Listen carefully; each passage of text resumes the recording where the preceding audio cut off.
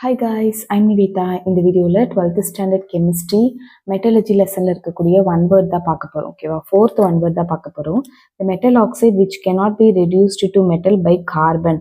இப்போது பேசிக்காக நம்ம என்ன பண்ணுவோம்னா மெட்டல் ஆக்சைடு அப்படின்றது ஒன்று இருக்கும். மெட்டல் ஆக்சைடு என்னது, இப்போ ஜிங்க் ஆக்சைடு, அந்த மாதிரி ஜிங்க் ஆக்சைடு, லெட் ஆக்சைடு அப்படின்னு இருக்கும். அதை வந்துட்டு நம்ம வந்து மெட்டலாக மாற்றுவோம். ஓகேவா, இங்கே என்ன கேட்டிருக்காங்கன்னா metal oxide which cannot be reduced to metal. மெட்டலாக நம்மளால் மாற்ற முடியாது பை கார்பனால். ஓகேவா, அதுதான் என்னன்னு கேட்டிருக்காங்க. ஸோ இந்த மாதிரி கொஷின்ஸ்க்கெலாம் நம்ம வந்துட்டு புக் ஃபுல்லாக ரொம்ப தரவாக படித்தாதான் நமக்கு வந்து ஆன்சர் கிடைக்க முடியும்.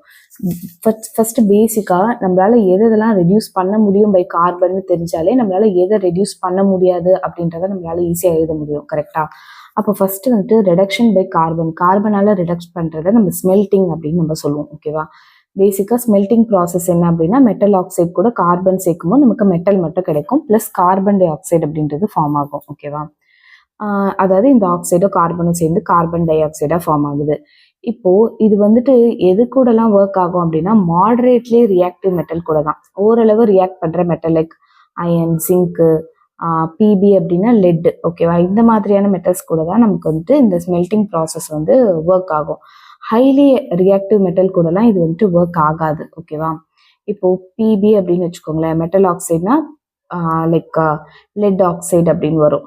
ஸோ இது வந்துட்டு ரொம்ப லோ ரியாக்டிவிட்டி, அதனால நம்மளால வந்துட்டு கார்பனால் ரெடியூஸ் பண்ண முடியும். இதே ஜிங்க்னா ஜிங்க் ஆக்சைடுன்னா ஜிங்க் வந்து பேசிக்காக மாடரேட்லி ரியாக்டிவ், அதனால இதையும் கார்பனால் ரியாக்ட் பண்ண முடியும். அயன்னா அயன் ஆக்சைடு, இதுவும் மாடரேட்லி ரியாக்டிவ், அதனால இதையும் நம்மளால வந்துட்டு ரெடியூஸ் பண்ண முடியும்.